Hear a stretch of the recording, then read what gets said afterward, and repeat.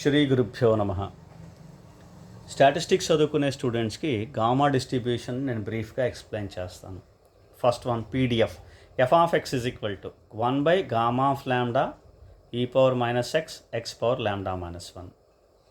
Limits X greater than equal 0. Parameter lambda greater than 0 అవ్వాలి.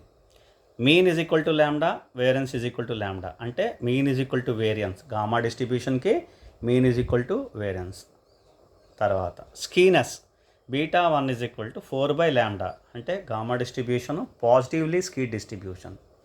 కర్టసిస్ β2 is equal to 3 × 1 + 2/λ. Leptokurtic distribution greater than 3 అవుతుంది ఇది, అందుకని leptokurtic distribution gamma distribution. తర్వాత moment generating function mxt is equal to 1 - t whole power -λ. Characteristic function cf 5xt is equal to 1 - it whole power -λ. Cumulant generating function cgf kxt is equal to -λ log 1 - t.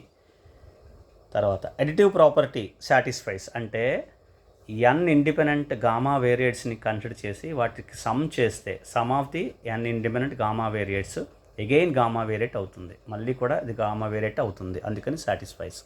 Limiting case gamma distribution lambda tends to infinity అయినప్పుడు normal distribution tend అవుతుంది. So tends to normal distribution రాసాను చూడండి.